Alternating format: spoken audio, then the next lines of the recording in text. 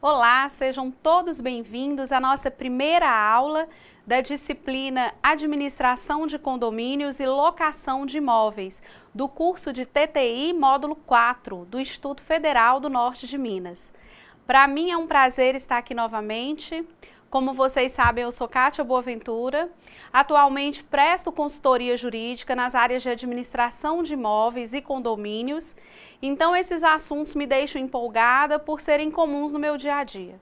Sugiro que vocês se envolvam com essa disciplina, porque além de precisarem muito destes conhecimentos em situações comuns, como, por exemplo, em que venham a morar em condomínios ou venham a ser locadores, locatários ou até mesmo fiadores em algum contrato de locação, precisarão também utilizar estes conhecimentos na prática profissional.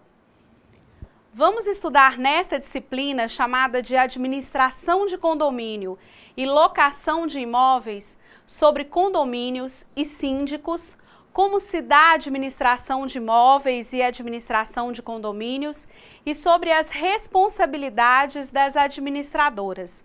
Estudaremos ainda sobre lei de locação de imóveis urbanos, sublocação, direitos e deveres do locador e do locatário, direito de preferência, benfeitorias, garantias locatícias como a caução, fiança, seguro-fiança. Veremos também sobre as demandas judiciais, que são a ação de despejo, a ação consignatória, a ação revisional e, por último, a formalização das garantias locatícias, as vistorias e os documentos mais usuais na administração e locação de imóveis. Nessa primeira aula, vamos estudar sobre condomínios e síndicos, que estão disciplinados pela Lei 4.591 de 64. Em seguida, estudaremos sobre administração de imóveis e administração de condomínios. E, por último, as responsabilidades das administradoras. Estes temas vocês encontrarão no livro de Administração de Condomínios e Locação de Imóveis nas aulas 2, 1 e 3, respectivamente. Bom, o que é um condomínio? Podemos dizer que o condomínio é o direito de propriedade exercido por duas ou mais pessoas ao mesmo tempo sobre um bem inteiro, ou seja, um bem comum. Construções de prédios de apartamentos ou de conjuntos de casas em um mesmo terreno têm sido cada vez mais frequentes nas cidades, principalmente por causa da segurança e do baixo custo. Mas a convivência dentro de um mesmo condomínio não é tão simples, ainda mais quando existem muitos moradores, pessoas das mais diferentes culturas, educação, costumes e até mesmo classe social. Para evitar problemas que possam surgir por motivo desse convívio diário dentro de um mesmo espaço, é necessária a criação de regras para disciplinar e educar as pessoas que moram ou trabalham em condomínios. Por isso é que foi criada a Convenção de Condomínios. Ao comprar ou locar um imóvel, esse adquirente concorda com os termos da Convenção de Condomínio, que nasce com a planta da construção e é registrada em órgãos como Cartório de Registro de Imóveis. A Convenção de Condomínio é o conjunto de regras estipuladas entre os membros de um mesmo grupo social com o fim de facilitar e proporcionar a convivência saudável. Essa convenção de condomínio deve ser elaborada com base na Lei 4.591 de 64 e de acordo com a previsão do Código Civil. A convenção de condomínio deve ser seguida por todos os moradores e deve conter normas como a estipulação das áreas comuns e privativas, regras para a utilização dos objetos e serviços comuns. Deve ter na convenção a forma de escolha do conselho consultivo e do síndico, Também na convenção de condomínio deve conter as relações das despesas, o que se vai receber e a proporção dos pagamentos das despesas ordinárias e extraordinárias. Assim também a determinação de contribuição para a composição do fundo de reserva. É ainda na convenção de condomínio que fica definido qual será o trabalho do síndico e se ele será ou não remunerado. E também será ali definida a previsão do quórum e a determinação do procedimento necessário para a alteração da convenção. É importante lembrar que todas as alterações que foram feitas na convenção de condomínio devem ser registradas em cartório de registro de imóveis. Além da convenção de condomínio, é comum a elaboração do regimento interno, que normatiza a vida em convívio e estabelece como os moradores devem agir, como, por exemplo, sobre a impossibilidade de entrar no estacionamento do condomínio veículos de não moradores. Quanto ao impedimento do uso de furadeiras ou aparelhos de som em volume determinado após as 22 horas. E também no regimento interno poderá dispor sobre a proibição de se colocar qualquer tipo de enfeites ou vasos nas janelas e parapeitos. E o que vem a ser uma assembleia? Bom, a assembleia é uma reunião de pessoas para decidirem questões que interessem a essas pessoas. Os condôminos, que podem ser moradores, proprietários ou locatários, definem leis para regular a vida em condomínio, através de decisões que somente serão passíveis de cancelamento por decisão judicial ou por acontecimento de determinação em uma assembleia posterior. A assembleia pode ser geral ordinária, extraordinária ou especial. A Assembleia Geral Ordinária acontece normalmente uma vez ao ano. O objetivo desta Assembleia Geral Ordinária é a apresentação da prestação de contas do ano que teve seu exercício encerrado. E também nessa Assembleia Geral Ordinária que se debate e são aprovadas as verbas para as despesas do novo exercício. Além disso, é na Assembleia Geral Ordinária que é feita a eleição do síndico. É necessária a procuração do locador para o locatário votar nessa Assembleia. Só não é exigida essa procuração quando o assunto discutido for a aprovação das contas do condomínio, tendo em vista que quando o imóvel estiver alugado, o pagamento do condomínio é obrigação do locatário, isto é, do inquilino. A Assembleia Geral Extraordinária é convocada pelo síndico ou 1/4 dos condôminos para tratarem de decisões urgentes de interesse do condomínio, como, por exemplo, a aprovação ou alteração da convenção, alteração do regulamento interno, alteração da parte comum ou pintura, automação de portões, compra de interfones.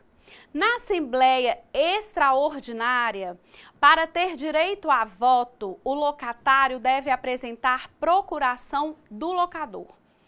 Outro tipo de assembleia é a chamada Assembleia Geral Especial. Esta acontece em casos especiais, previstos em lei, como reconstrução, por exemplo, por sinistro total, alienação, concessão ou alteração do destino do bem. Como são assuntos de maior interesse do locador, para que o locatário participe e vote nesta assembleia, deve apresentar procuração do locador. Em assuntos referentes à administração do síndico, este não poderá votar. Nos demais assuntos, o voto do síndico é perfeitamente aceitável. Em condomínios, existem as despesas chamadas extraordinárias e não podem, em hipótese alguma, serem pagas pelo locatário. poderá este solicitar reembolso ou ser descontado mediante o pagamento do aluguel, caso tenha pago alguma despesa extraordinária. Ordinárias são as despesas de seguro obrigatório do imóvel e furto ou roubo de bens, conservação, uso e manutenção de área comum. Os artigos 1314 e seguintes do Código Civil de 2002 disciplinam regras sobre o condomínio. Algumas normas da Lei 4591 de 64 foram modificadas ou acrescentadas com a criação do Código Civil, como é o caso, por exemplo, do artigo 1337. No caput deste artigo, é previsto o pagamento de uma multa de até 5 vezes o valor atribuído às despesas condominiais para o condômino ou possuidor que descumprir reiteradamente com seus deveres perante o condomínio. O parágrafo único do mesmo artigo pune o condômino ou possuidor que apresentar conduta antissocial, determinando multa de até 10 vezes o valor da taxa de condomínio para o infrator. Síndico. Para compreendermos melhor a figura do síndico, é importante a leitura do capítulo 6 da Lei 4.591 de 64. Também é necessário o estudo dos artigos 1347 e seguintes do Código Civil de 2002. O síndico é a pessoa responsável pela gestão do condomínio. É eleito na forma prevista pela Convenção, por até 2 anos, com direito à reeleição. Pode ser morador ou não do prédio, pessoa física ou jurídica. Além de defender os interesses e negócios do condomínio, resolver conflitos, orientar e cobrar dos funcionários, cuidar da manutenção das áreas comuns, fazer negociação com os fornecedores e receber as reclamações dos moradores, conforme mencionado na lei acima, cabe ainda ao síndico representar o condomínio, ativa e passivamente, em juízo ou fora dele. O síndico deve praticar atos de defesa dos interesses comuns atribuídos por lei, convenção ou regimento interno. É o síndico quem vai exercer a administração interna do prédio, quanto à sua vigilância, moralidade e segurança. Também é o síndico que impõe multas estabelecidas por lei, convenção ou regimento interno. Tem o dever de cumprir e fazer cumprir o estipulado em convenção, regimento interno e assembleia. O síndico prestará contas à Assembleia do condomínio e deverá guardar durante 5 anos a documentação relativa ao condomínio. Vamos agora ao segundo momento desta aula, falar sobre administração de imóveis. Diante da grande quantidade de informações exigidas da pessoa que precisa gerir ou administrar um imóvel e a complexidade desses conhecimentos, surge a necessidade de especialização de pessoas e empresas para trabalharem nesse ramo. As administradoras têm como finalidade principal auxiliar e levar segurança e facilidades às partes que queiram comprar, vender ou locar imóveis, ou ainda que precisem de um profissional para administrar um condomínio. Existem administradoras de imóveis, outras administram apenas condomínios, e há aquelas que administram imóveis e condomínios. A administradora pode ser pessoa física ou jurídica. As administradoras de imóveis têm o dever de informar claramente o consumidor sobre os diferentes serviços que se propõe a prestar e o preço exato que será cobrado pelo seu trabalho.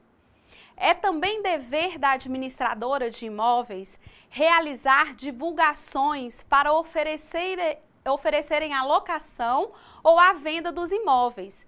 E estes anúncios não podem ter palavras que levem à interpretação ou publicidade enganosa ou abusiva.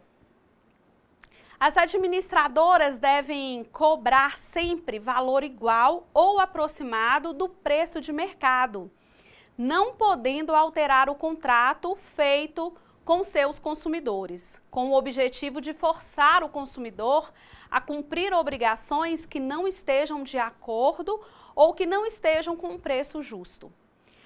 A administradora de imóveis, além de fazer divulgações, deve acompanhar as negociações e orientar as partes.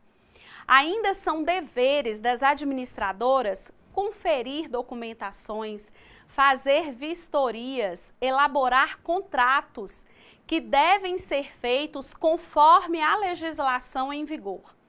Em caso de locação, a administradora de imóveis é quem faz a ponte entre o locador e o locatário, recebendo o valor das transações, fazendo cobranças e acordos em caso de consertos na estrutura do imóvel e em atrasos no pagamento, ou seja, em caso de inadimplência.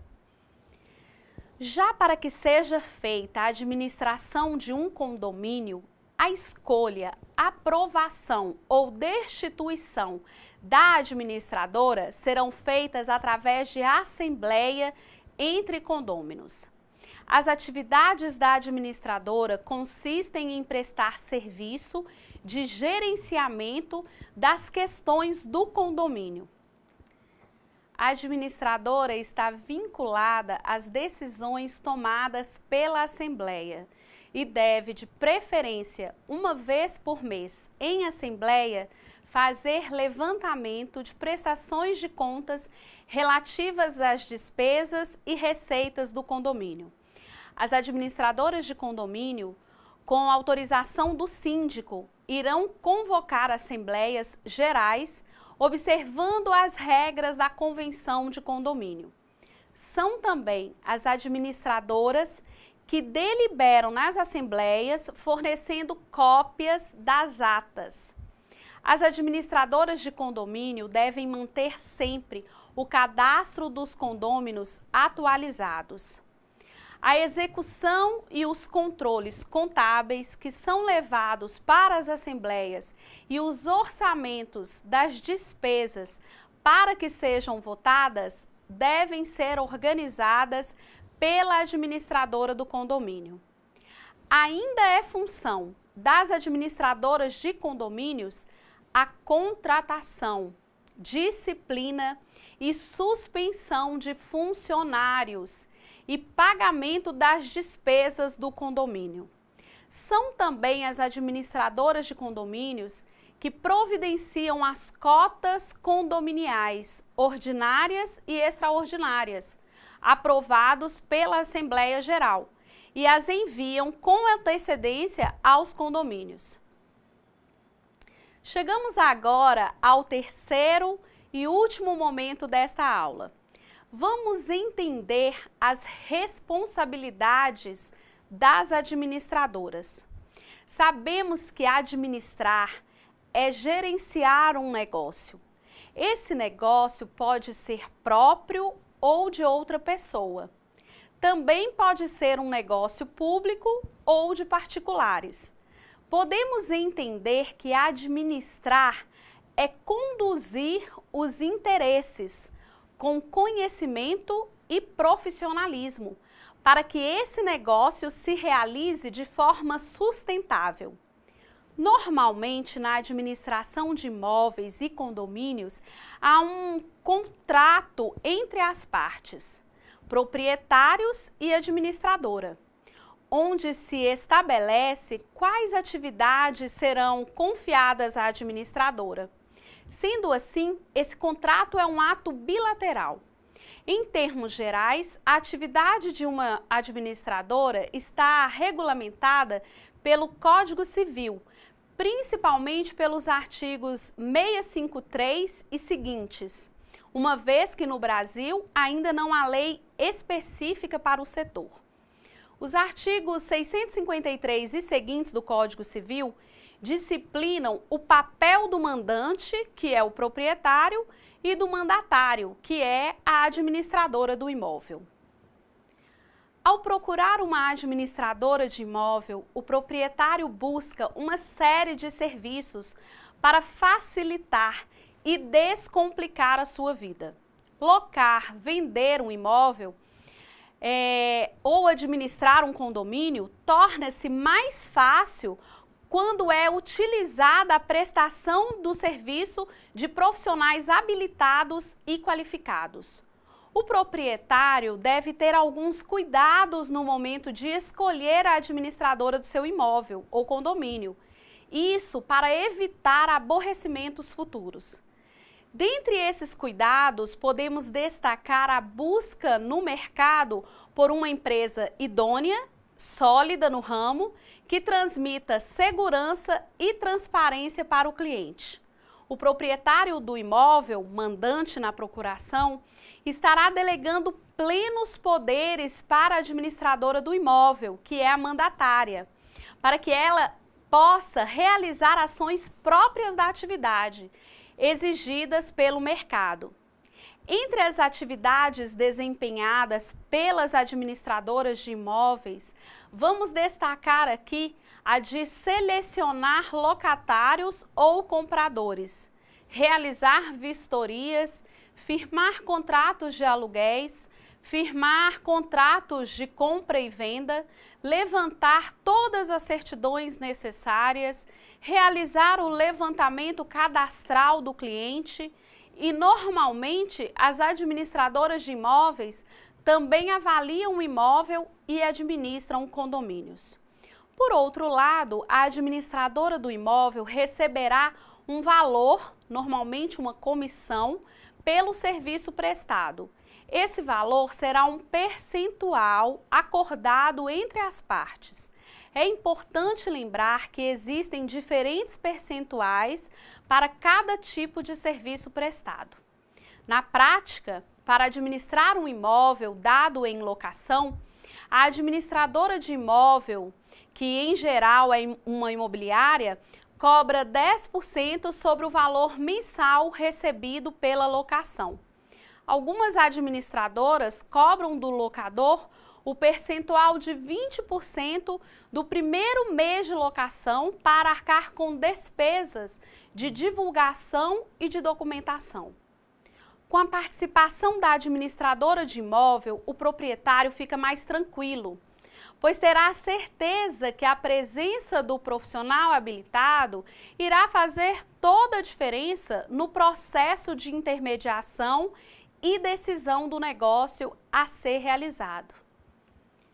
Mas qual é o papel desse profissional? O profissional administrador de imóvel ou de condomínio deve ser habilitado e certificado, agindo assim com legalidade no exercício de suas atividades. Esse profissional deve ser capaz de intermediar a venda do imóvel, realizar a locação do bem, trabalhar a divulgação por meio de mídia especializada, deve ser capaz de identificar a necessidade de colocação de placas, deve ter habilidades para acompanhar uma visita de forma técnica, juntamente com o cliente. Deve ainda acompanhar todo o processo de negociação até o fechamento do negócio. O profissional administrador de imóvel ou condomínio deve estar sempre atento para responder com segurança a todos os questionamentos que cheguem até ele, no que diz respeito ao imóvel. Esse profissional tem obrigações para o exercício de suas atividades, ficando assim sujeito a responder judicialmente por falhas cometidas em seu trabalho. No caso específico da locação de imóveis, a administradora tem a incumbência de receber o valor acordado do aluguel, realizar as cobranças dos inadimplentes e tomar as devidas providências. Assim, é clara a ponte que existe entre o locador e o locatário. Em caso de inadimplência do inquilino, a administradora, em regra, não arca com o pagamento dos aluguéis em atraso. Porém, pode acontecer de a administradora ser responsabilizada a indenizar o proprietário, sendo obrigada a pagar os aluguéis que o locatário deixou de pagar ao locador. E isso acontece se o locador prejudicado, que é o mandante no contrato com a administradora, provar que a mandatária, ou seja, a administradora, tenha agido com culpa, deixando de ser diligente. A administradora deixa de ser diligente, por exemplo, quando não fizer uma análise bem feita na escolha do locatário ou dos fiadores, locando o imóvel que administra para a pessoa que, pela renda comprovada, não teria capacidade financeira para pagar determinado valor de aluguel. Assim, a administradora contribui para eventuais prejuízos e, dessa forma, vai ser responsabilizada. Como visto, a administradora figura como mandatária do proprietário. Então, sua responsabilidade é culposa, conforme o artigo 653 do Código Civil de 2002, ficando assim obrigada a indenizar o mandante por qualquer prejuízo que venha a existir por sua culpa ou negligência.